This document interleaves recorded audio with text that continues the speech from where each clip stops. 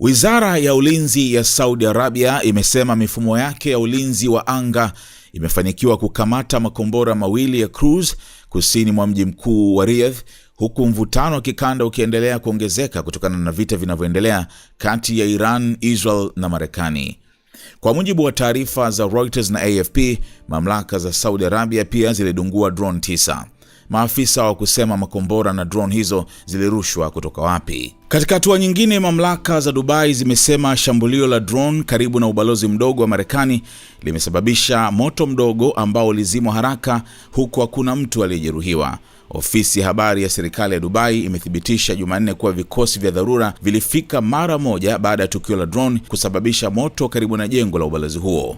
Maafisa wa Dubai wamethibitisha kuwa moto uliosababishwa na tukio la drone karibu na ubalozi mdogo wa Marekani umeweza kudhibitiwa kwa mafanikio, ilisema taarifa hiyo. Maafisa waliongeza kuwa moto huo ulizimwa kabisa takriban dakika 45 baadaye na kwamba hakuna majeruhi walioripotiwa. Maelezo zaidi yalitolewa na afisa wa Marekani pamoja na ofisi ya habari ya serikali ya Dubai kwa gazeti la Wall Street Journal. Yalisema drone hiyo ilipiga eneo la maegesho ya magari ya ubalozi huo.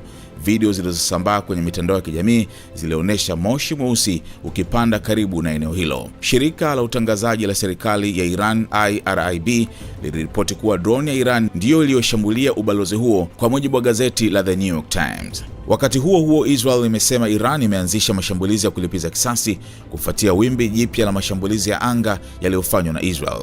King'ora cha tahadhari kilisikika katika maeneo kadhaa nchini Israel, huku wananchi wakipewa onyo la makombora yanayorushwa kutoka Iran.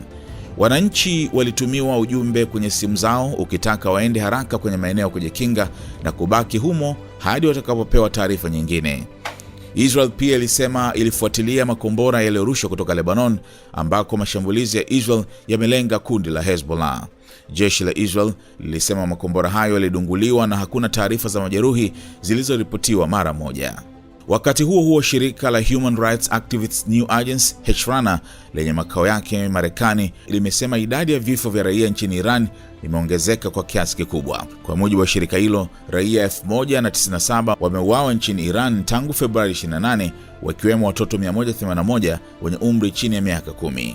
HRANA pia imesema watu 5402 wamejeruhiwa, wakiwemo watoto 100. Shirika hilo linaeleza kuwa mashambulizi takriban 104 yameripotiwa katika saa 24 zilizopita pekee, yakilenga kambi za kijeshi, vituo vya afya na maeneo ya makazi.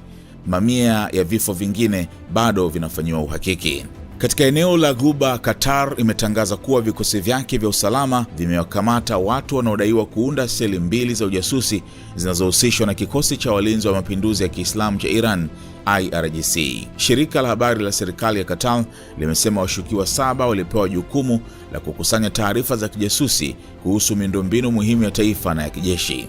Washukiwa wengine 3 waliripotiwa kufundishwa kutumia drone.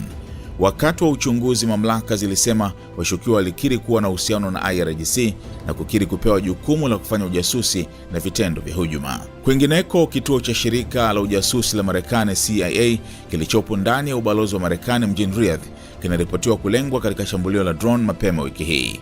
Marekani na Saudi Arabia zimethibitisha kuwa drone 2 zilipiga eneo la ubalozi huo, ingawa haijafahamika kama kituo hicho cha ujasusi kilikuwa lengo la shambulio hilo.